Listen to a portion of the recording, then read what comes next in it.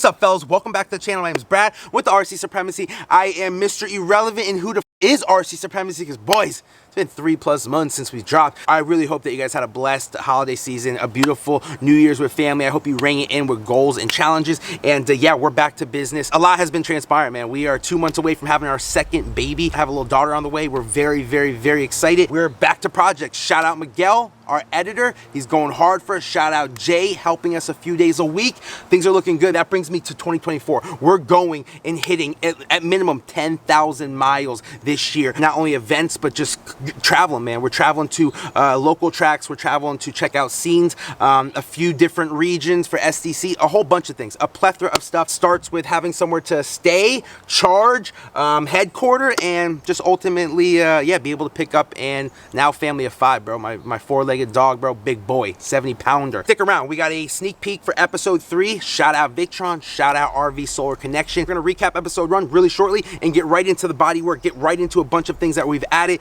A Vevor tongue jack. Shout out to Vevor. They've come through on not only the window but that tongue jack, and we have a few more things that we're going to be showcasing from them. And enough of me talking. Keep it up, guys. Keep head grindstone, like I said. Hope you guys have a fantastic year, and thank you for the support. Let's go! The struggle has been real since the get, guys. We put a ton of work in on episode 1 to set the tone and ready this trailer for paint.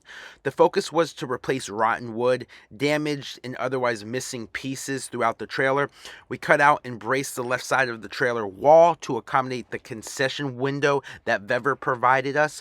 We replaced the entire flooring and had to shimmy the AC in on the front wall. This is just a portion of what we did in episode 1. Feel free to check it out if you do want to get a little bit more in-depth on the build. Enjoy. Let's get to work, fellas, and stand on this business. I cannot tell you how untimely this project was. At the height of summer in Florida, the hurdles I tried to overcome had my balls sore from being racked time and time again. To start this episode with a ton of sanding later, we got straight into our preparations to lay paint. We scrubbed the entire trailer with Comet and water to rid of any contaminants and grease left behind from sanding. We'll check back in as progress is made.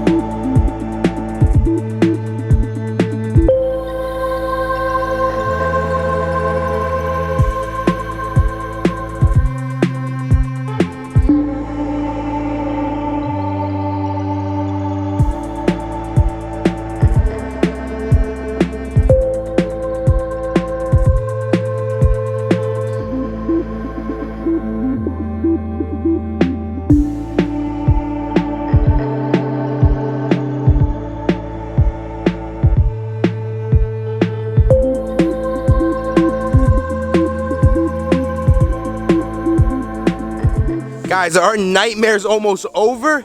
This thing has been a defeating project. It's kicked us in the balls 50 times over, where I'm lucky that I've had my children already.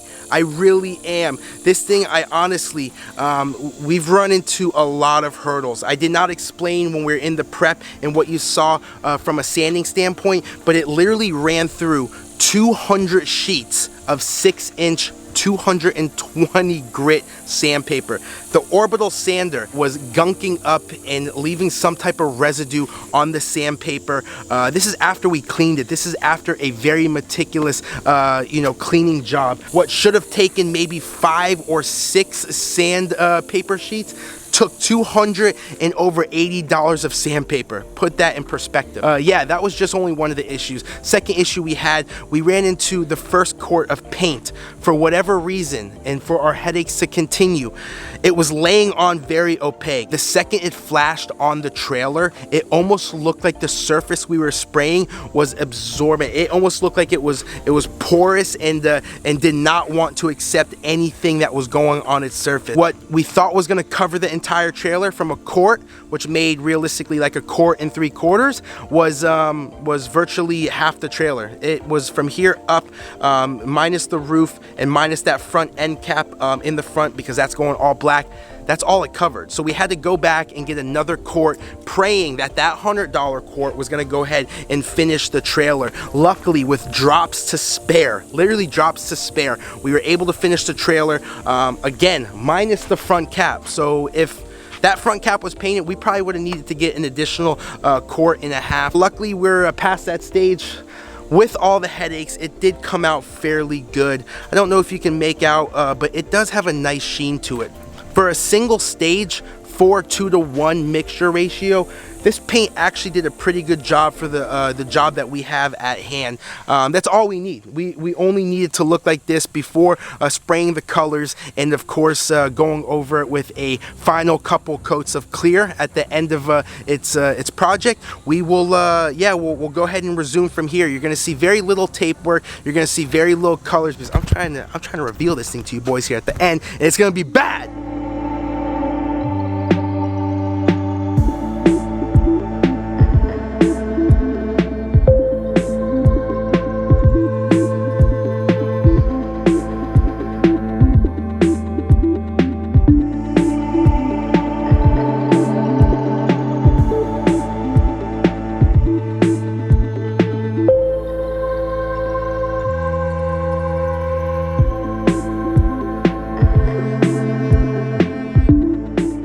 Alrighty, we're masked up and ready to sling some paint. We're gonna be putting down our first color. Everything masked off right now is different colors and different designs. We're going red all the way around. You saw some light scuffing, some pre-cleano work, and yeah, let's get right to spraying.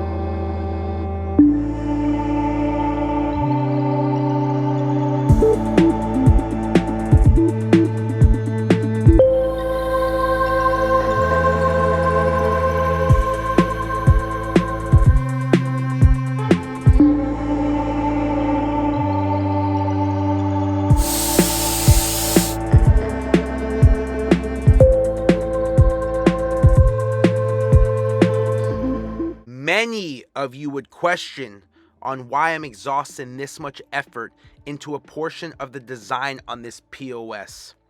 I just wanted to be as close of a representation of what the channel is built on and how close we are to putting out quality work, no matter how long in between that is that you see us.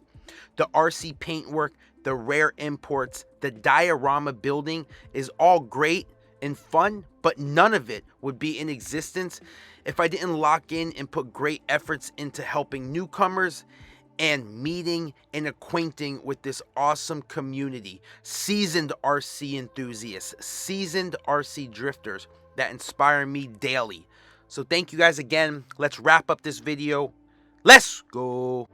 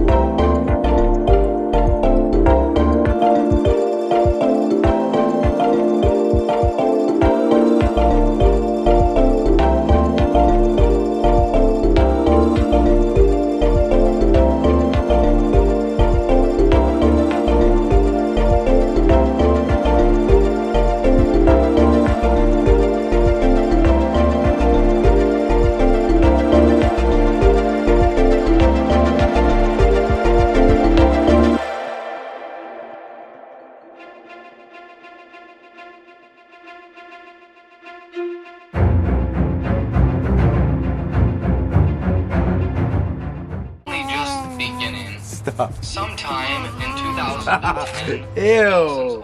That's gross. There.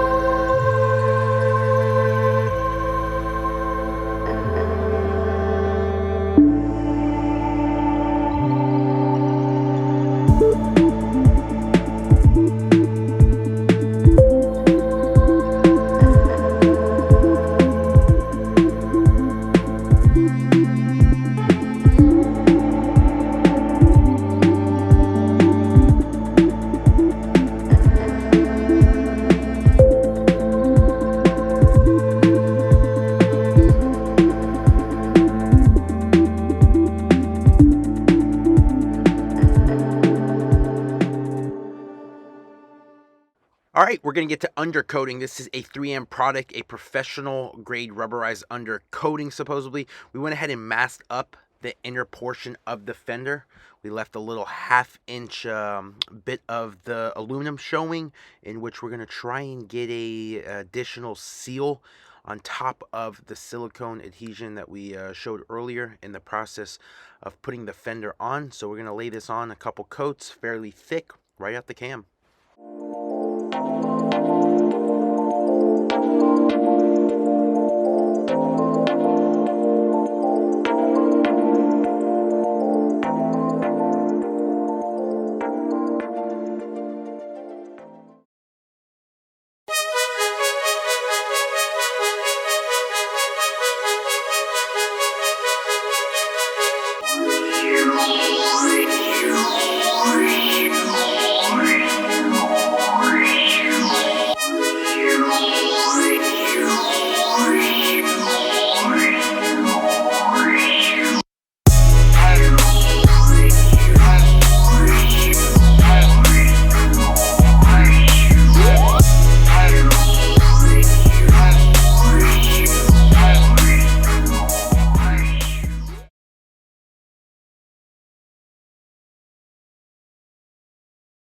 As promised, a little sneak peek at episode 3 where we get into all of the electrical components on this setup. We're going to be doing a solar powered on and off grid setup, shore power, the whole nine. It's going to be very intuitive, a very smart system, and we went to the industry standard, the leaders in the space of off grid and on grid power, and that's Victron Energy. We had the help in association with RV Solar Connection to get the diagram and most of our stuff sourced in the USA, and we're so looking forward to putting this on film. Look out for episode 3. It's going to be very comprehensive, very intuitive. RC supremacy, look what RC did to me. RC supremacy, look what RC did to me.